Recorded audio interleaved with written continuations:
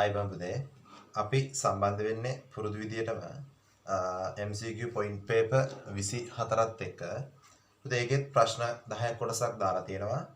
විනාඩි 2ක කාලයකදී එක ප්‍රශ්නයක් හදන්න. තේරුණාද කියන එක? හරි. පුතේ වෙන මේකේ ටිකක් තාපය පැත්ත නේද? විදුලි ශාස්ත්‍ර පැත්ත, ඉලෙක්ට්‍රොනික පැත්ත සහ ප්‍රත්‍යස්ථා පැත්ත ටිකක් මූලික කරගෙන තමයි මේකේ ප්‍රශ්න ටික හැදිලා තියෙන්නේ. තේරුණාද කියන එක? හරි. ඉතින් බලමු මේකේ පළවෙනි ප්‍රශ්නේ. හරි පුතේ. ඒකේ පළවෙනි ප්‍රශ්නේ කියන අපිට මෙහෙම යකඩ ඕටෝ සිලින්ඩරයක උෂ්ණත්වය 300 කෙල්වින්ද පරිමා 0.083ක්ද වේ. ඒ තුල 2.2 වැඩි කිරීම 10 බල 5 පැස්කල් පීඩනයට සම්පීඩනය කර O2 ඇත. O2 වල මෞලික ස්කන්ධය 32 ග්‍රෑම් දන වායුගෝලීය පීඩනය 10 බල 5 පැස්කල් වලට එයින් භාවිතයට ගත හැකි උපරිම O2 ස්කන්ධය කොච්චරද කියලා අහන්නද? හරි. පුතේ මම මෙන්න මෙහෙම සිලින්ඩරයක් සැලකුවොත් එහෙම මේකද පුතේ O2 යම් ප්‍රමාණයක් තියෙනවනේ. එයා කොච්චරක්ද 2.2 වැඩි කිරීම 10 බල 5 පැස්කල් පීඩනයක තියෙනවා. මෙයාගේ පරිමාව කොච්චරද 0.083යි ඝන මීටර කියනවා. තේරුණාද කියන එක? හරි. එතකොට අපි දන්නවා එළියේ පීඩනය කොච්චරක්ද 1 වැඩි කිරීම 10 බල 5යි පැස්කල් පීඩනයක් තියෙනවා එළියේ පීඩනය. පුතේ එතකොට මේක විවෘත කරාම O2 ප්‍රමාණයක් එළියට යනවද නැද්ද? යනවනේ. ඒතර මට පාවිච්චි කරන්න පුළුවන් O2 ප්‍රමාණයක් කොහෙන්ද ගන්න පුළුවන්? පුතේ මේව එළියට ගන්න පුළුවන් O2 ස්කන්ධය අපි කොහොමද තීරණය කරගන්නේ? ඇතුළත පීඩනය එළියේ පීඩන සමාන නම් පුතේ මොකක් වෙනවද? ඇතුළේ ඉඳන් එළියට පුතේ අණු ගැලීම සිද්ධ වෙනවා. තේරුණාද කියන්නේ? එතකොට මට ගන්න පුළුවන් භාවිතයට ගත් O2 ස්කන්ධය මට ගන්න පුළුවන්. භාවිතයට ගත් O2 ප්‍රමාණය සමාන පුතේ. ඒ කියන්නේ එළියේ ප්‍රමාණය පුතේ අපි ගන්න පුළුවන් මෙහෙම. ආරම්භක O2 ස්කන්ධයක් තියෙනවනේ. ආරම්භක O2 ස්කන්ධයෙන් අඩු කරන්න ඕන අවසාන O2 ස්කන්ධය. අවසාන O2 ස්කන්ධය. තේරුණාද කියන්නේ? මේක දිරිපතේ කොච්චරක් තියෙනවද කොටසනේ අවසාන ප්‍රමාණය. හරි. පුතේ අපි දන්නවා සමීකරණවල PV සමානයි nRT කියන කොටසට අනුව පුතේ මට ගන්න පුළුවන් PV සමානයි ස්කන්ධය බෙදීම මෞලික ස්කන්ධය වතාවක් RT. පැහැදිලිද? එහෙනම් මට වායු ස්කන්ධය ලියන්න පුළුවන් කොහමද? PV m බෙදීම RT වලින් පුතේ. එහෙනම් ආරම්භක O2 ස්කන්ධය මට ඕන නම් පුතේ ආරම්භක පීඩනය. හරි. මම එයා දාන්නම්කෝ මුල් කියලා මම දාන්නම්කෝ. හරි. වතාවක් පරිමාව වතාවක් මෞලික ස්කන්ධය බෙදීම RT. පැහැදිලි. අඩු කරන්න ඕන P අවසාන එක්කෙන. අවසාන වතාවක් පරිමා වතාවක් මෞලික ස්කන්ධය වතාවක් RT පුතේ. මෙන්න මේ සමීකරණය පුතේ ස්කන්ධය උක්ත කරලා ආදේශ කරා. නැවත මේකේ පොදු පද මට තියෙන මොනවද? V වතාවක් කැපිටල් M බෙදීම RT කියන එක කෙනා නේද? වතා අඩු කරනවා පුතේ. P මුල් එකෙන් අඩු කරනවා P අවසාන එක කෙනා. තේරුණාද කියන්නේ? එහෙනම් අපි ආදේශ කරමු පුතේ. මෙයාගේ පරිමාව කොච්චරක්ද? 83 වැඩි කිරීම 10^3යි. අපිට මෙයාගේ කොච්චරක් දෙනවද? මෙයාගේ O2 වල නේද? මෞලික ස්කන්ධය පුතේ 32යි ග්‍රෑම්. එයා කිලෝග්‍රෑම් කරන 10^3න් ගුණ කරනවා. බෙදන පුතේ R කියන එක අපිට දෙනවා පුතේ 8.3ක් කියලා පුතේ නේ. පැහැදිලිද? පුතේ මම යාව ලියනවා 83 වැඩි කිරීම 10^1යි. උෂ්ණත්වය පුතේ 300ක් කියලා කියනෝනේ. පැහැදිලිද? සමාන ගුණ කිරීම පුතේ 2.2 වැඩි කිරීම 10 බල 5 පුතේ අවසාන පුතේ මෙයාගේ O2 ගැලීම නතර වෙන පුතේ මේක ඇතුලේ පීඩනය වායුගෝලීය පීඩන සමාන වුණාම නැවත 2.2 වැඩි කිරීම 10 බල 5න් අඩු කරන පුතේ අවසාන පීඩනය කොච්චරක්ද? 1 වැඩි කිරීම 10 බල 5 පුතේ නම් කියදෙන්නේ මට 1.2 වැඩි කිරීම 10 බල 5. 1.2 වැඩි කිරීම 10 බල 5ක් කියලා ගන්න පුළුවන්. තේරුණාද කියන්නේ? එහෙනම් මට මෙයාට මෙයා කපලා දාලා ඍණ දෙකක් කරන්න පුළුවන්. ඒ ටිකට සම්පූර්ණයෙන් මෙයා කපලා යනවා. හරි පුතේ. මේ 83ට මේ 83 කපලා යනවා. හරිද? මෙතන මට ගන්න පුළුවන්. හරිද? මෙයා මට ලියන්න පුළුවන් පුතේ කොහමද? මෙයාට 100ක් වෙනවා. මෙයා 0.4ක් වෙනවනේ. පැහැදිලිද? එතකොට මට ලියන්න පුළුවන් මෙයා උඩට ගියාම කොච්චරක්ද? මට ගන්න පුළුවන් කොච්චරක්ද? 32 වැඩි කිරීම 4 වැඩි කිරීම පුතේ. එතන 10^1යි මෙයයි 10^3ක් වෙනවනේ. පැහැදිලිද කියන්නේ? පැහැදිලිද? සමානයි නේද? භාවිතයට ගත්තු O2 ස්කන්ධයනේ අපි හොයන්න ඕනේ කියලා. මෙතන මට එන කොච්චරද? 128යි නේද? 10^3යි කිලෝග්‍රෑම් කියනෝනේ. භාවිතයට ගත්තු O2 ස්කන්ධය පුතේ. එහෙනම් මේක සුළු කරාම ගන්න පුළුවන් පුතේ කොච්චරද? 0.128යි කිලෝග්‍රෑම් ඉදිරි උත්තරය අංක 3. පැහැදිලිද කියන එක. හරි. පුතේ මේ ගණන් හොඳට තේරුම් කරගන්න. තේරුම් කරගෙන පුතේ අදාළ කොටස් ටික හදන්න ඕන. පැහැදිලිද කියන එක. හරි. එහෙනම් පුතේ අපිට උත්තර අංක 3 විතර ගන්න පුළුවන්. පුතේ ප්‍රශ්න අංක 2 කාම උෂ්ණත්වයේ 27ක් වන විවෘත බඳුනක් තුල වායුගෝලීය පීඩනය වාතය ඇත. දැන් බඳුන 47 දක්වා රත් කළ විට ඒ තුල ඉතිරි වී ඇති වාතය එය මුලින් තිබූ වාතය ස්කන්ධයට දක්වන අනුපාතය කොච්චරද කියලා අහන්න පුතේ. හරි. පුතේ මෙන්න මේවා එකක් ඇතුලේ තියෙනවලු. හරි. මෙන්න මේකේ තියෙන පුතේ 27යි සෙල්සියස් වල නේද? වාෂ්ප ප්‍රමාණයක් වායු ප්‍රමාණයක් ඉන්නවලු.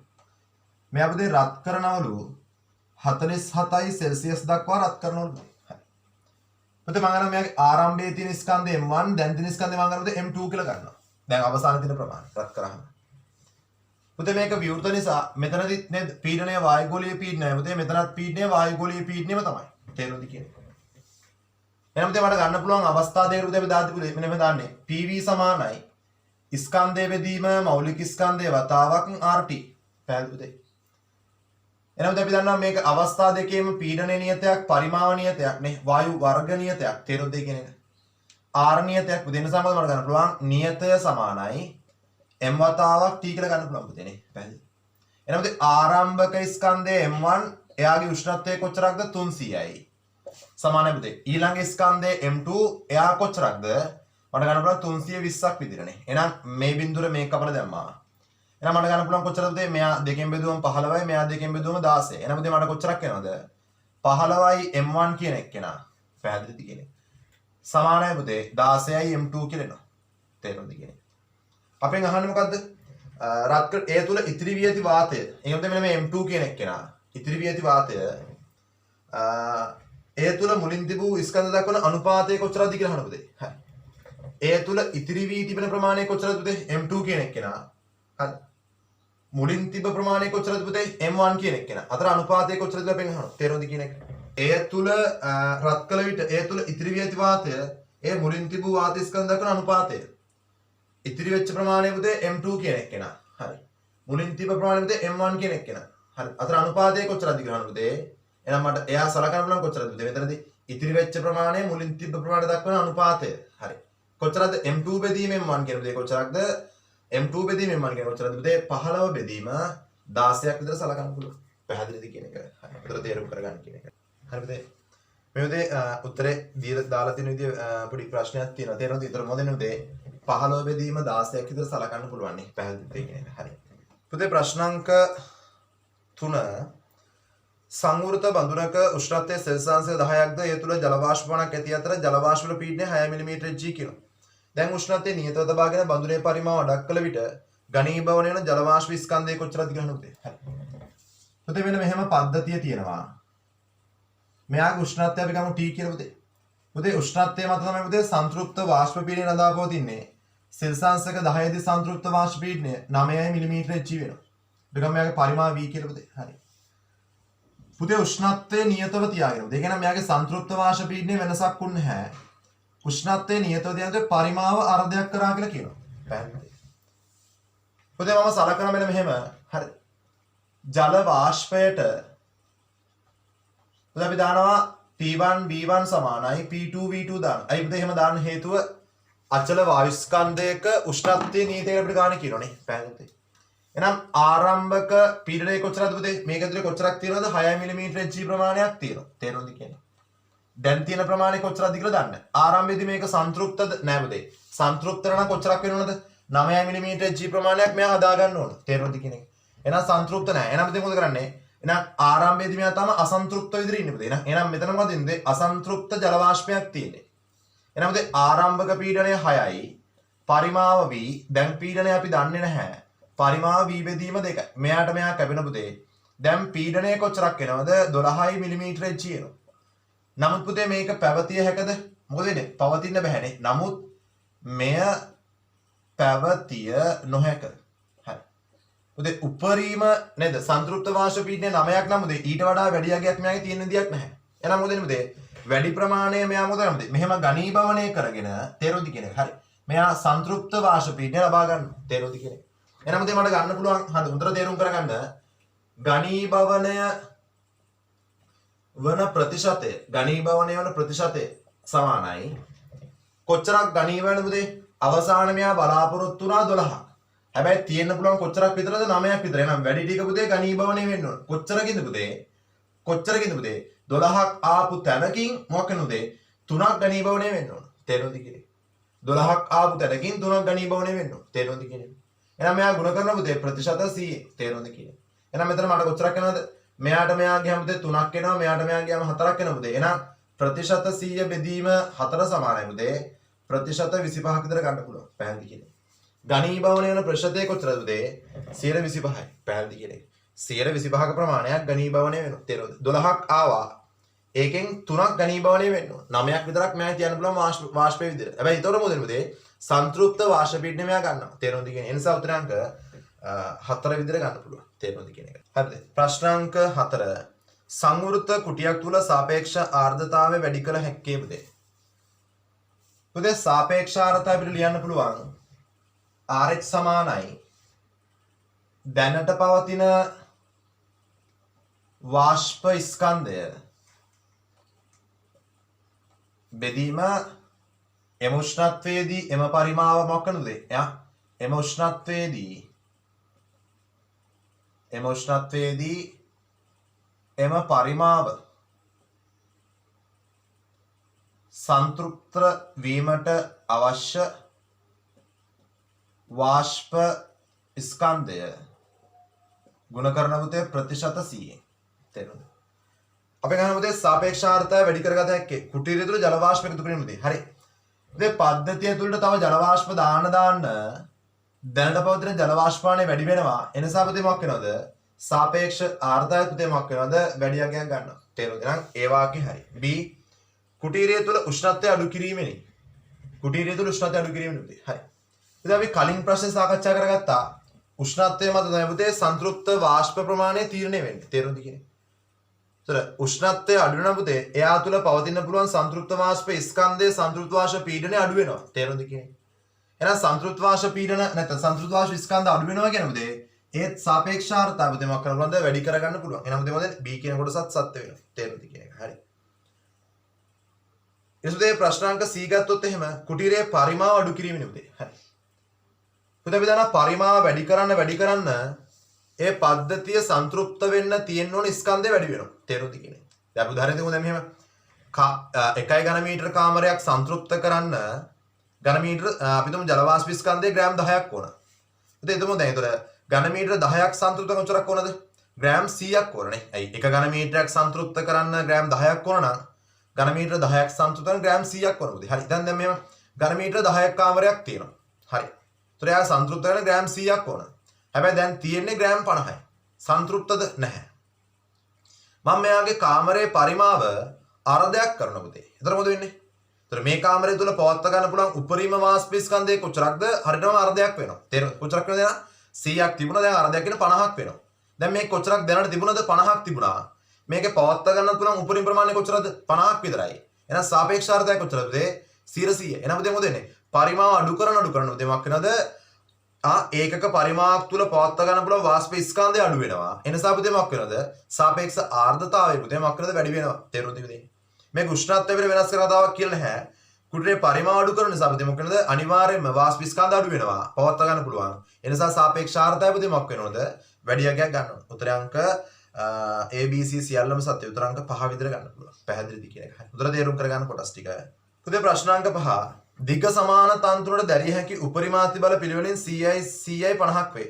ඒවා ශ්‍රේණිගතව සම්බන්ධ කරලා දැරිය හැකි උපරිමාතතිය අනුපාත සමාන්තරගත සම්බන්ධ කර දැරිය හැකි උපරිමාතතිය පුතේ. අපි දන්නවා ශ්‍රේණිගතව සම්බන්ධ කරාම මෙයාට දරන්න පුළුවන් උපරිමාතතිය කියන්නේ ඒ අදාළ තන්තු තුනට දැරිය හැකි අවම බලය තියෙන එක්කෙනා. තේරුණාද කියන්නේ? අවම බලය තියෙන එක්කෙනා. උපරිමාතතියද අපි ගන්නෙ. තේරුණාද කියන්නේ පුතේ? එතකොට මේ පද්ධතිය පුතේ නේද?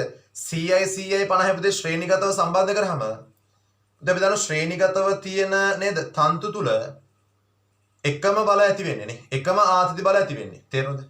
ඒතර ආතති බල එකම නේද පුතේ? මෙයා 0 10 20 30 40 ඔහොම වැඩි කරන් යනකොට 50 නිව්ටන්ට වැඩි වෙච්ච ගමන් පුතේ මොකද අනිවාර්යෙන්ම 50 නිව්ටන්ට නේද උපරිම බලයේ තියෙන තන්තුව කරන් වැටෙනවා. ඒතර දැන් මේ පද්ධතියෙන් බිඳ වැටෙනවා. ඒ නිසා පුතේ මොකද කරන්න පුළුවන්? ශ්‍රේණිගතව තියෙන තන්තු වල එල්විය හැකි උපරිම භාරය තේරුණාද කියන්නේ? තන්තුවට දැරිය හැකි අවම භාරයට සමාන කරගන්න ඕන. තේරුණාද? එහෙනම් පුතේ කොච්චරද? ශ්‍රේණිගතව තියෙද්දි පුතේ එලන්න පුළුවන් අවම උපරිම භාරය කොච්චරද පුතේ? 50 නිව්ටන් සමානයි. තේරුණාද? සමාන්තරගතව සම්බන්ධ කරාම මොකද වෙන්නේ පුතේ? එක එක තන්තු වල බලවල මුළු එකතුව තමයි පුතේ නේද? එල්විය හැකි මුළු භාරය කියලා කියන්නේ. එහෙනම් පුතේ මෙතන බලවල ගන්න පුළුවන් උපරිම බලයන් කොච්චරද පුතේ? CI 50 කියන්නේ 250ක් පුතේ. සමාන්තරගත වෙනස මොකද කරන්න පුළුවන්? 250ක වාරයක් පහලින් එල්ලන්න පුළුවන්. තේරෙනවද කියන්නේ? ඒ නිසා පුතේ මොකක් වෙනවද? ශ්‍රේණිගතව සම්බන්ධ කරලා පුතේ 50 නිව්ටන් ප්‍රමාණයක් සමාන්තරගතව සම්බන්ධ කොච්චරක් වෙනවද? 250 නිව්ටන් ප්‍රමාණයක් වෙන්න ඕන. ඒ නිසා පුතේ කොච්චරද අනුපාතය? 50ට 250. ඒ කියන්නේ 1ට 5ක අනුපාතයක් තියෙන්නේ. පැහැදිලිද? උත්තරේ අංක 3 විතර මට ගන්න පුළුවන්. පැහැදිලිද කියන එක හරි. පුතේ මෙන්න මේකට අදාළ સિદ્ધාන්තය මම කලින් ක්විස් එක සාකච්ඡා කරලා තියෙනවා. අනිවාර්යයෙන් මේ කලින් තියෙන ක්විස් ටික අනිවාර්යෙන් ගෲප් එකට ඇලේටි කරලා අනිවාර්යෙන්ම මේ ප්‍රශ්න වල විවරණ ලියන්න. තේරුණාද පුතේ? දැන් මේවා දැන් අපි කරන නිසා තමයි මේවට අග්ගාලා මතක් කරගන්න පුළුවන් ඉන්නේ. තේරුණාද? ඒ නිසා මේ මට්ටමට එන්න ඔයාලා කලින් ටික පිළිවෙලට කරගෙන එන්න. තේරුණාද කියන එක හරි. හරිද? ඒ නිසා අනිවාර්යෙන් ඉදිරිය වැඩ කරන්න. විතර මොකද අපි ගන්න පුළුවන් උත්තරේ? උත්තරාංක 3 විතර ගන්න පුළුවන්. පැහැදිලිද කියන එක. හරි. ප්‍රශ්නාංක 6. වෛරයක් මත m ස්කන්ධයක් ලබා දුන්නට විතතිය E වේ. මෙම වෛරය සුමට කප්පියක් මතින් යවා දෙකලවරින් m සහ 2m ස්කන්ධ එල්ලූ විට ඇති කරන චලිතය අතර තුරදී වෛරයේ විතතිය කොච්චරද කියලා අහන්න පුතේ. හරි. අපි දන්න පුතේ මෙන්න මෙහෙම වෛරයක් තියෙනවා. තේරුණාද කියන එක? හරි. ඊට පුතේ අපි හිතමු මෙහෙම m කියන එක්කෙනෙක් එල්ලුවාන් පස්සේ පහට mg ප්‍රමාණයක් තියෙනවා. මෙයා පුතේ අපි හිතමු මෙහෙම e ප්‍රමාණයක් පහක් තුනක්. තේරුණාද? එතකොට මට මෙතන ගන්න පුළුවන් f සමානයි ke ට අනුව හොඳට තේරුම් ගන්න mg කියන එක්කෙනා සමානයි පුතේ k වතාවක් විතතිය e කියලා ගානේ දුන්නා. තේරුණාද? පුතේ ඊළඟ ගානේ කියන මෙන්න මෙයා මෙහෙම කප්පියක් මතින් යවනවලු. හරි. කප්පියක් මතින් යවනවලු. අපි මොකද මෙන්න මෙයා m මෙයා 2m කියලා කියනවා. හරි. දැන් මෙයාගේ බර පහලට 2mg තියෙනවා. මෙයා පුතේ පහලට mg තියෙනවා. හරි. මේකෙදි පුතේ ඇති වෙන්න පුළුවන් විතතිය කියන්නේ විතතිය කොච්චරද කියලා අහන්න. එහෙනම් මම මෙයාටත් දානවා f සමානයි ke මගින්. පුතේ මට ගන්න f කියන තන්තුවේ ආතතිය සමානයි k වතාවක් e නෝට්. මෙන්න මෙයා දෙවෙනි සමීකරණය පුතේ. මම මේකේ t දන්නෙත් නැහැ e නෝට් දන්නෙත් නැහැ. පැහැදිලිද කියන එක? එහෙනම් අපි ඒක හොයන්න ඕනේ. එහෙනම් අපි දන්නවා මෙයා t මෙයා t සුමට නිසා මෙයා t මෙයා t කියලා අපි ගන්නවා. පැහැදිලිද? පුතේ අපි දන්නවා මෙතනදී මෙයා පහළට ත්වරණ වෙනකොට a ප්‍රමාණයකින් පුතේ ඊට සමාන ප්‍රමාණයකින් මෙයා උඩට යන්න ඕන. සාමාන්‍ය ආන්තර විද්‍යා ගණනක් වගේ දැන් යන්න තියෙන්නේ. එහෙනම් පුතේ මම දානවා 2m ට පහළට f සමානයි m දානවා. මොකද පුතේ ඒතර 2mg ඍණ t සමානයි පුතේ 2m වතාවක් a. මම මෙයා 3 කියලා ගන්නවා. පුතේ මම දානවා m ට ඉහළට f සමානයි m දානවා පුතේ. ඒතර මොකද වෙන්නේ? t ඍණ mg කියන එක්කෙනා සමානයි. t ඍණ mg කියන එක්කෙනා සමානයි පුතේ. මොකද වෙන්නේ? m වතාවක් a. ප්‍රශ්න උත්තර මේක 4 කියලා මම ගන්නවා. පුතේ මම 3යි 4යි එකතු කරනවා. මොකද එතකොට t ට t කැපෙනවා පුතේ. 2mg කියන mg අඩු කරාම පුතේ mg කියන එක්කෙනා සමානයි. 3m වතාවක් a කියලා එනවා පුතේ. මෙයාට මෙයා කැපෙනවා පුතේ. එහෙනම් ත්වරණය සමානයි කොච්චරද? g බෙදීම 3ක් වෙනවා. හරි. එහෙනම් මම මේ සමීකරණයට ආදේශ කරනවා පුතේ. මම ගන්නවා පුතේ මෙන්න මම 4ට ආදේශ කරා හිතන්නකෝ. 4ට ආදේශය. පුතේ අපි යනවා මේ බලන්න 4ට ආදේශ කරාම t කියන එක්කෙනා සමානයි පුතේ. හරිද? mg ධන m වතාවක් g බෙදීම 3යි. පැහැදිලිද කියන්නේ? එහෙනම් තන්තුවේ ආතතිය කොච්චරද පුතේ? මෙතන මට ගන්න පුළුවන්. මෙතන 4යි mg බෙදීම 3ක් විතර ගන්න පුළුවන්. 4යි mg බෙදීම 3ක් විතර ගන්න පුළුවන් තන්තුවේ ආතතිය. හරි පුතේ. දැන් තමයි සුළු කරන්න තියෙන්නේ. හරි. එහෙනම් පුතේ අපි දන්නවා මෙන්න මෙයා කොච්චරක්ද? t කියන එක්කෙනා කොච්චරද පුතේ? 4යි mg බෙදීම 3යි. සමානයි k වතාවක් e නෝට් පුතේ. එහෙනම් මෙයා මම ගන්නවා 5 වෙනි සමීකරණය විදියට. පුතේ 1යි 5යි බෙදනවා පුතේ. දැන් මේවා සුළු ලියලින වෙලාවක් නැහැ. තේරුණාද? 1යි 5යි බෙදනවා පුතේ. මොකද වෙන්නේ? මේවට 1යි 5යි බෙදනවා පුතේ මම. 1යි 5යි බෙදනවා. මොකද වෙන්නේ පුතේ? mg ගෙන් බෙදනවා පුතේ කවුද? 4යි mg බෙදීම 3 මෙතනට යනවා. තේරුණාද? සමානයි. කොච්චරද ke කියන එක්කෙනා බෙදනවා ke නෝට් ගෙන් නේද? මෙයාට මෙයා කැපෙනවා. mg ට mg කැපෙනවා. එහෙනම් e නෝට් කියන එක්කෙනා කොච්චරද පුතේ? මෙයා මෙහෙට ගියාම 4යි e බෙදීම 3ක් විතර ගන්න පුළුවන්. ප්‍රශ්නාංක 7 පරිපූර්ණ ඩයෝඩයක් ඔන් ස්විච් එකක් ලෙස ක්‍රියා කිරීම සම්බන්ධයෙන් සත්‍ය වන්නේ පුතේ. ඒ ස්විච් එක සම්බන්ධ කරලා දෙන්න පුතේ. හරි. පුතේ පරිපූර්ණ ඩයෝඩයක් පුතේ ස්විච් එකක් විතර ක්‍රියාත්මක වෙනකොට පුතේ යාගේ අපි vi ලාක්ෂණික වක්‍රය ගත්තොත් එහෙම යාගේ පුතේ ප්‍රස්ථාරය අපි අඳින්නේ මෙන්න මේ පිටුමේ. පැහැදිලිද? මෙන්න මේ ටික පුතේ. මේ දින පුතේ ඔන්න අවස්ථාව.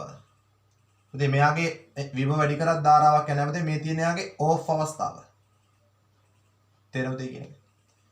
එතකොට අපෙන් අහනවා පරිපූර්ණ ඩයෝඩයක් නේද? ඔන් ස්විච් එකක් ලෙස ක්‍රියා කිරීම සම්බන්ධයෙන් සත්‍ය වන්නේ. හරි. ඒ කියන පුතේ ධාරාව ශුන්‍යයට සමාන වේ කියලා කියනවා. ශුන්‍යයට සමාන නොවේ කියලා කියනවා. ඔව් පුතේ ඔන්න අවස්ථාවේදී ධාරාව ශුන්‍යයක් නේ පුතේ. මොකද ධාරාව දිගටම වැඩි වෙනවා. ධාරාව වැඩි වීමක් වෙන්නේ පුතේ. පැහැදිලිද කියන්නේ? ඔන් කරගෙන පුතේ මොකද පරිපූර්ණ ඩයඩ් කියන විභව බාධකයක් නැහැ. ධාරාව වැඩි වෙනවා නේ. ධාරාවක් තියෙනවා. බිඳුවට සමාන වෙන්නේ නැහැ. ඊට පස්සේ කියන පුතේ v සමානයි බිඳුවක් කියලා කියනවා. හරි. පැහැදිලි පුතේ මේ බලන්න. පරිපූර්ණ ඩයඩ් පුතේ විභව බාධකයක් නැහැ. මොකද පුතේ v සමානයි බිඳුවයි. පැහැදිලිද කියන එක. හරි. එහෙනම් b හරි. c r සමානයි බිඳුවයි පුතේ. ඇයි හේතුව? පරිපූර්ණ ඩයඩ් පුතේ විභව බාධකයක් අපි නැහැ කියලා සලකන්නේ. ඒ නිසා පුතේ මොකක් වෙනවද? එයාගේ ප්‍රතිරෝධය අපි ශුන්‍යයක් විදිහට සලකනවා. පැහැදිලිද කියන එක. පුතේ මේ ප්‍රශ්නේ අහන්න පුළුවන් අනිත් පැත්තට පරිපූර්ණ ඩයෝඩයක් ඕෆ් අවස්ථාවේදී කියලා අහන්න පුළුවන් පුතේ. එතන මොකද වෙන්නේ පුතේ? පරිපූර්ණ ඩයෝඩයක් ඕෆ් අවස්ථාවේදී පුතේ මොකද වෙන්නේ? ධාරාව ශුන්‍යයක් වෙනවා. පැහැදිලි කියන එක. විභවය පුතේ මොකද වෙන්නේ? බිඳුවට සමානයි කියලා කියන්න බෑ. තේරුණාද කියන එක. ප්‍රතිරෝධයත් පුතේ මොකද වෙන්නේ? අනන්ත ප්‍රතිරෝධයක් විතර අපි සලකනවා. පරිපූර්ණ ඩයෝඩයක් පසු නැඹුරුනා පුතේ අනන්ත ප්‍රතිරෝධයක් විතර අපි සලකනවා. තේරුණාද පුතේ කියන්නේ? ඒ නිසා මොකද වෙන්නේ පුතේ? උත්තරාංක 5 සියල්ලම වේ කියලා ගන්න පුළුවන් මේකට. කියන්නේ පරිපූර්ණ ඩයෝඩයක් ඔන්න අවස්ථාවේදී පුතේ. උත්තරාංක 5 විතර ගන්න පුළුවන්. හරි. ප්‍රශ්නාංක 8 පොදු පාදම වින්‍යාසය පරිපථයක ධාරාලාභයේ 0.001ක් වේ. සංග්‍රහක ධාරාව I සහ විමෝචක ධාරාව අතර සම්බන්ධය අහන පුතේ. අපි දන්න පුතේ පොදු පාදම වින්‍යාසය කියලා කියන්නේ පුතේ. ඉලෙක්ට්‍රොනික වලදී ට්‍රාන්සිස්ටරයක නේද? පැවතුම් අපි ප්‍රධාන අවස්ථා තුනක් ගන්න. පොදු පාදම වින්‍යාසය නේද? වර්ධකයක් විතර දාන්නේ පුතේ අපි ඔය අවස්ථා ගැන කතා කරනවා. පොදු පාදම වින්‍යාසය, පොදු විමෝචක වින්‍යාසය සහ පොදු සංග්‍රහක වින්‍යාසය කියලා පුතේ. හරි. පුතේ සාමාන්‍ය වර්ධකයක් විතර අපි මෙයා යොදා ගන්න පුතේ අපි ට්‍රාන්සිස්ටරය පවත්වා ගන්නේ පොදු විමෝචක වින්‍යාසය පුතේ. හේතුව තමයි ධාරාලාභයත් උපරිමයි, වෝල්ටේජාලාභයත් උපරිමයි. එම නිසා පුතේ ක්ෂමතාලාභයත් පුතේ මොකද වෙන්නේ? පොදු විමෝචක වින්‍යාසය උපරිම වෙනවා. පුතේ පොදු පාදම වින්‍යාසයේදී ධාරාලාභය එකට වඩා ඉතාම කුඩායි. එකට වඩා කුඩායි ගොඩක්. තේරුණාද කියන එක? වෝල්ටේජාලාභය ඉතා අඩුයි. තේරුණාද කියන එක? ඒතර පුතේ ක්ෂමතාලාභයත් පුතේ මොකද වෙන්නේ? ඉතාම අඩු වගේක් ගන්නවා. තේරුණාද කියන එක? හරි. දැන් අපෙන් අහන්නේ එච්චර ලොකු අදහසක් අහන්නේ නැහැ. පොදු පාදම වින්‍යාසයේ ධාරාලාභය පුතේනේ. පොදු පාදම වින්‍යාසයේ ධාරාලාභය. right. පුතේ අපිට යා ගන්න පුළුවන් පොදු පාදම වින්‍යාසයේ ධාරාලාභය කියලා කියන්නේ හරි. අපි යා ගන්න පුතේ IC බෙදීම IE කියලා ගන්නවා. හරි. සංග්‍රහක ධාරා බෙදීම විමෝචක ධාරාව. IC බෙදීම IE කියලා ගන්නවා. සංග්‍රහක ධාරා බෙදීම විමෝචක ධාරාව. right. හරි පුතේ ධාරාලාභය 0.001ක් කියලා කියනවා සමානයි. පුතේ අපිට සංග්‍රහක ධාරාව කැපිටල් I කියලා කියනවා. විමෝචක ධාරාව පුතේ සිම්පල් I කියලා කියනවා. තේරුණාද කියන්නේ? එහෙනම් පුතේ මට මෙයාව සුළු කරලා ගන්න පුළුවන්. කැපිටල් I කියන එක කෙනා සමානයි පුතේ. හරි. මෙයා මෙහෙට උණු කරාම කොච්චරද? 0.001යි I කියලා ගන්න පුළුවන්. පැහැදිලි කියන්නේ. උත්තරේ අංක 1 විතර සලකන්න පුළුවන් පුතේ. පොඩි අවස්ථාවක් අහලා තිනවා. ඔයාලට මතක තියෙන දේ බලන්න අහලා තියෙනවා. තේරුණාද කියන එක. හරි. පුතේ ප්‍රශ්නාංක 8 සමාන්තර තහඩු වාත දාරිත්‍රකයක් 500 වෝල්ට් දක්වා ආරෝපණය කර ඒකලිත කරනු ලැබේ. දැන් තහඩු අතර මුළු අවකාශයම පාර විද්‍යුත් ද්‍රව්‍යයකින් පුරවනු ලැබේ. එවිට තහඩු අතර විභවාන්තරය 75 වෝල්ට් දක්වා අඩු වේ නම් එහි පාර විද්‍යුත් නියතය කොච්චරද කියලා අහනවා. හරි. පුතේ අපි දන්නවා දාරිත්‍රකවල අපි පුතේ දාරිත්‍රකයක නේද? ධාරිතාවය සඳහා සමීකරණ ව්‍යුත්පන්න කරනකොට ධාරිතාවය සඳහා පුතේ අපි සමීකරණ ව්‍යුත්පන්න කරන පුතේ අපි ගන්න ප්‍රධානම අවස්ථාව තමයි පුතේ ගවුස් ප්‍රමේය සුලින් පුතේ මෙයාගේ ධාරිතාවය සඳහා සමීකරණයක් ව්‍යුත්පන්න කරන පල්ලෙහාට එනවා. තේරුණාද කියන එක? තේරුණාද කියන අපි q සමානයි cv කියන පදේ නේද? c කියන එක හදාගන්න q බෙදීම v පදයක් අපි හදා ගන්නවා. තේරුණාද කියන එක? හරි. පුතේ අපි ගන්නවා මෙන්න මෙහෙම. හරි. පුතේ සාමාන්‍යයෙන් ගවුස් ප්‍රමේයෙන් අපි ගන්න මොකද්ද? e වතාවක් a කියන එක කෙනා සමානයි සඵල ආරෝපණ ප්‍රමාණය බෙදීම මාධ්‍යයේ පාරවේදතාවය. තේරුණාද කියන එක? පුතේ දැන් සමාන්තර නේද? තහඩු වාත දාරිත්‍ර කියන්නේ පුතේ. පුතේ මේ තහඩු අතර පරතරයට අපි d කියලා ගන්න පුතේ. පුතේ අපි ගත්තොත් එහෙම මේ පැත්ත ධන විදිහට අපි ගත්තොත් එහෙම මේ පැත්ත ඍණ විදිහට පුතේ තියෙනවා මේ විදුලි ශේෂ්ත්‍රයක් වර්ධනය වෙනවා පුතේ. හරි. පුතේ මෙයාගේ විභව නේද? විභව වෙනසක් තියෙන මේ තහඩු අතර. පැහැදිලි කියලා පුතේ. හොඳට තේරුම් ගන්න පුතේ මම කියන අවස්ථාව. හරි. පුතේ මෙන්න මේ තහඩු පුතේ මෙන්න මෙයාට q ආරෝපණයක් දුන්නොත් එහෙම. ඒ කියන්නේ මෙයාට q ලෙස මෙයා ආරෝපණ පුතේ මේ තහඩුව ධන q ලෙසත් මේ තහඩුව ඍණ q ලෙසත් ආරෝපණය වෙනවා පුතේ. හරි. මගේ ධාරිත්‍රකවල මම කලින් කොටස් වල පුතේ මේව සාකච්ඡා කරලා තියෙනවා. හරි. පුතේ මම ගන්න මේ සමීකරණ පුතේ විදුලි ශේෂ්ත්‍ර තීව්‍රතාවය සමානයි පුතේ විභව අනුක්‍රමණය සමානයි. පුතේ මේකේ තියෙන මුළු ආරෝපණය මම ගන්න පුතේ Q කියලා බෙදීම epsilon naught කියලා අපි ගන්න මෙයා මෙහෙට කියනවා. හරි. මේ විදිහට මාධ්‍යයේ පාරවේද්‍යතාවය. හරි. පුතේ මේකේ වැදගත්ම දේ තමයි මෙන්න මේ සම්බන්ධයෙන් තමයි පුතේ මේ MCQ එක හදන්න තියෙන්නේ. හොඳට තේරුම් කරගන්න මේ අවස්ථාව. පුතේ මෙයා ඒකලිත කරනවා කියලා කියන්නේ මෙයාගේ ආරෝපණ ප්‍රමාණය නියතයක්. තේරුණාද? තහඩුව අතර පරතරය වෙනස් කරන්න නැහැ මෙයා නියතයක්. තේරුණාද? තහඩුවර වර්ගඵලය වෙනස් කරන්න නැහැ මෙයා නියතයක්. එහෙනම් පුතේ තහඩුව අතර විභවාන්තරය ප්‍රතිලෝම සමානුපාතිකයි පුතේ මාධ්‍යයේ පාරවේද්‍යතාවයට. හරි. එහෙනම් පුතේ මම ගන්නවා කලින් අවස්ථාවේ පුතේ කොච්චරද විභවාන්තරය 500යි. එතන පුතේ නේද? කවුද මේක ඇතුලේ හිටියේ පුතේ? එප්සයිලන් නෝට් කෙනෙක් හිටියේ නේ. තේරුණාද කියන්නේ? රික්ත අවස්ථාව තිබුණේ. දැන් අලුත් තහඩුව අතර විභවාන්තරය අහනවා. අලුත් තහඩුව අතර විභවාන්තරය 75ක් වුණා කියලා අපිට ගාණ කියනවානේ. තේරුණාද? 75 වුණ ගාණ කියනවා. ඒතර අහනවා මෙන්න මේකට දාපු නේද පාර විද්‍යුත් නියතය. තේරුණාද කියන්නේ? අපි તો මෙතනම දැම්ම කියලා එප්සයිලන් කියන මාධ්‍යයක්. එප්සයිලන් කියන මාධ්‍යයක් දැම්මා. පුතේ මට සාපේක්ෂ පාරවේද්‍යතාවයෙන් ගන්න පුළුවන්. සාපේක්ෂ පාරවේද්‍යතාවය සමානයි පුතේ මාධ්‍යයේ පාරවේද්‍යතාවය බෙදීම රික්ත මාධ්‍යයේ පාරවේද්‍යතාවය. එහෙනම් මට අදාළ මාධ්‍යයේ පාරවේද්‍යතාවය ලියන්න පුළුවන් පුතේ කොහොමද? පාරවිද්‍යුත් නියතය වතාවක් රික්ත මාධ්‍යයේ පාරවේද්‍යතාවය විදිහට. තේරුණාද කියන්නේ? එහෙනම් පුතේ එප්සයිලන් නෝට් කැපෙනවා. පුතේ මේ පදේ මම 25න් බෙදුවම 3යි මේ පදේ 25න් බෙදුවම පුතේ 20ක් කියනවා පුතේ. එහෙනම් අදාළ මාධ්‍යයේ පාරවිද්‍යුත් නියතය කොච්චරද පුතේ? K කියන එක නා සමානයි 20 බෙදීම 3ක් විතර සලකන්න පුළුවන්. පැහැදිලිද කියන්නේ පුතේ? හරි. පුතේ MCQ වල කරන්නේ ඉක්මන් කරලා මේව ලියන්න ඕනේ නැහැ. ඉක්මනට පුතේ මේ සම්බන්ධය ගන්න පුළුවන් වෙන්න ඕන. පැහැදිලිද කියන්නේ පුතේ?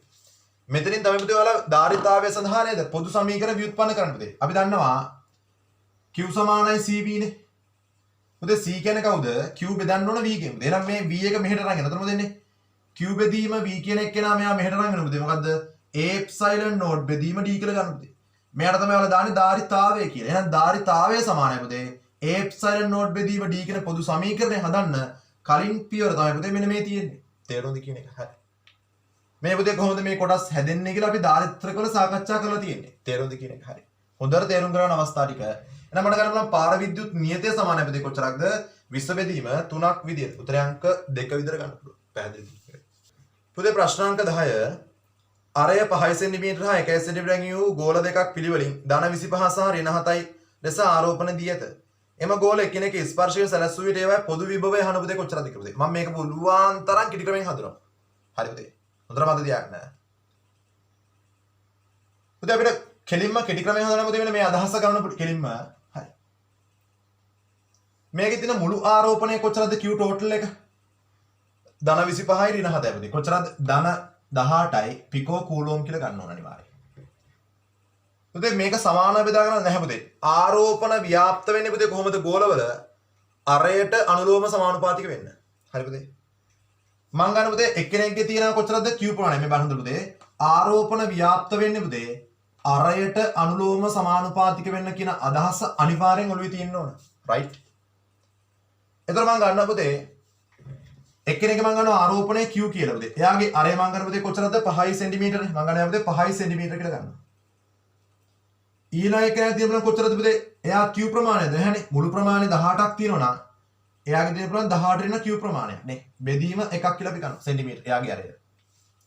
එහෙනම් පුතේ මෙයාට මෙයා කැවෙන පුතේ මෙයා මෙහෙට ගියාම කොච්චරද? Q කියන එක්කෙනා සමානයි 90 රින 5යි Q කියලා එනවා. එහෙනම් පුතේ Q කියන එක්කෙනා කොච්චරද? 6යි Q සමානයි 90යි. පුතේ Q කියන එක්කෙනා සමානයි කොච්චරද? 15යි පිකෝ කූලෝම් කියලා එනවා. එහෙනම් අපි Q කියලා ගත්තේ අරය 5ක් වෙච්ච එක්කෙනෙක්ගේනේ. අරය 5ක් වෙච්ච එක්කෙනෙක්ගේ තියෙන ආරෝපණ ප්‍රමාණය පුතේ. එහෙනම් අපි දන්නවා මෙන්න පුතේ ගෝලය මෙන්න අරය පුතේ මෙන්න මෙහෙම මෙයාගේ ආරෝපණ ව්‍යාප්තනා තියෙන පෘෂ්ඨය මත. පුතේ මෙයාගේ පෘෂ්ඨයේ විභවය මට ලියන්න පුළුවන් කොහොමද? 1/4 π එප්සයිලන් නෝට් හරිද? ආරෝපණ ප්‍රමාණය බෙදීම අරය. තේරුණාද? පුතේ මම දන්නවා විභවය සමානයි කොච්චරක්ද? 1/4 π එප්සයිලන් නෝට් කියන පුතේ 9 වැඩි කිරීම 10/9. පුතේ අරය සෙන්ටිමීටර 5ක් වෙන එක්කෙනාගේ තියෙන ආරෝපණ ප්‍රමාණය කොච්චරද? 15 පිකෝ කූලෝම්. ඒ කියන්නේ පුතේ 15 වැඩි කිරීම 10 රින 12. බෙදීම පුතේ අරය කොච්චරක්ද? 5 වැඩි කිරීම 10 රින 2යි. මෙයාට මෙයා කපල ගියාම පුතේ 10යි මෙයා කපල ගියාම රින 1ක් ඉතිරි පුතේ. මෙයාට මෙයා ගියාම 3යි 9 3 27යි රින 1යි කියන පුතේ කොච්චරද? 2.7යි වෝල්ට් කියලා ගන්න පුළුවන්. මේවා ඉක්මන් කරලා හදන්න පුළුවන් වෙනවා. හරිද? මම බලන්න මෙන්න මේකේ සිද්ධාන්තය මම මතක් කරනකොට මෙන්න මෙහෙම අවස්ථාවක් වෙනවා. පුතේ අපි ගන්නවා මෙන්න මෙහෙම ගෝල දෙකක් මෙන්න මේ වගේ අපි තුමුකෝ මේක අරේ R1 කියලා. මේක අපි පුතේ අරේ R2 කියලා අපි ගමු පුතේ. හරි.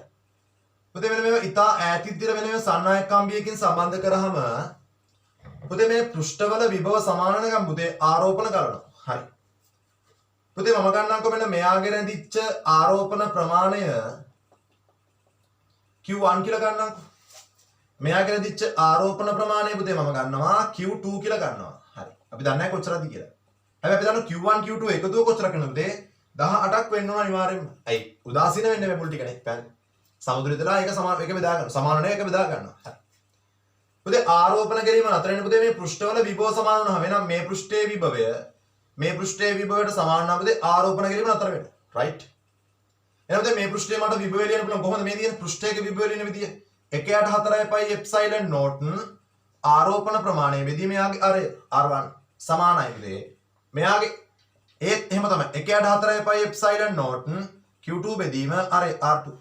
පුතේ මෙයාට මෙයා කැපෙනවා. එතන මොකද පුතේ මේ Q1 බෙදීම Q2 කියන එක්කෙනා සමානයි. මෙයා මෙහෙට ගෙනව පුතේ. එහෙනම් R1 බෙදීම R2 වෙනවා පුතේ. මේෙන් අර සම්බන්ධය මම ලියපු සම්බන්ධය කෙලින්ම මේ තියෙන්නේ. ආරෝපණ ප්‍රමාණය අරයට අනුලෝම සමානුපාතිකයි. ආරෝපණ ප්‍රමාණය අරයට අනුලෝම සමානුපාතිකයි. පැහැදිලිද කියන එක? එහෙනම් හොඳට තේරුම් ගන්න පුතේ. ආරෝපණ ප්‍රමාණයට අරයට අනුලෝම සමානුපාතික වෙන නිසා පුතේ මට කෙලින්ම එක පෘෂ්ඨයක ඉන්න ආරෝපණ ප්‍රමාණය පුතේ මම මෙන්න මෙහෙම ගණනය කරගත්තා. හරි. MCQ නේ. මේක දැනගත්තොත් මේවා ආදේශ වෙන්න ඕනේ ටක් ගාලා සුළු කරගන්න පුළුවන්. පැහැදිලි. විභවතේ මේ පෙළේ ලියන්න ඕනේ නැහැ. කෙලින්ම මේ ආදේශ කිරීම කරන්න පුළුවන් MCQ එකක් නේ. වේගින් කරන්න පුළුවන් වෙනවා පුතේ. මේ දින සිද්ධාන්ත පැත්ත, මේ දිනදී අපි හදපු පැත්ත තේරුවද කියන එක. ඒක අනිවාර්යයෙන් මේ කෙටි ක්‍රම වලට පුරුදු වෙන්න පුතේ. ඒතර අපිට මේ කොටස් ටික හදන්න පුළුවන්. පැහැදිලිද කියන එක. හරි. ඒකත් මට ඒක උත්තරාංක 5 විදිහට සලකන්න පුළුවන්. පැහැදිලිද කියන එක. හරි. ඒකත් මෙන්න මේ විදිහට තමයි අපි MCQ point paper 24 සාකච්ඡාව කරගත්තේ. අනිවාර්යයෙන්ම දැන් මේකේ කොටස් ටික බලන්න, වැදගත් කොටස් ටික බලන්න, ඒ ටික අනිවාර්යයෙන්ම කරන්න. සටහන් කරගන්න පුතේ අද ටිකක් ගැඹුරු ප්‍රශ්නේ සාකච්ඡා කරගත්තා. ඒ ටික හොඳට බලන්න, අනිවාර්යයෙන්ම හොඳට බලලා, හොඳට මේ කොටස් ටික කරලා ඊළඟ දින ක්විස් වලට පුතේ මේ කොටසත් හොඳට අරගෙන ඊළඟේ තව ලකුණක් හරි ලකුණු දෙකක් හරි වැඩි කරන්න කොහොමද try කරන්න. පැහැදිලි කියන එක හරි. අනිවාර්යයෙන්ම නොදන්න කරුණු වෙනම් පොත්වල සටහන් කරගෙන පුතේ අනිවාර්යෙන් කෙටි සටහන් පොතක් හදාගෙන වැඩ කරන්න මේ දවස්වල. හරි. papers ලියන ඔක්කොම ටික කරන්න. හරි. එහෙනම් අදරේ කොටස් ටික ඔච්චරයි වාරණය කරන්නේ. මේක සම්පූර්ණ විවරණ හොඳට බලන්න. ඊළඟ ක්විස් එකේදී අපි අනිවාර්යෙන් හම්බෙමු. තේරුණාද? එහෙනම් ඔයාලා හැමෝටම සරණයි. ආයිබෝන්.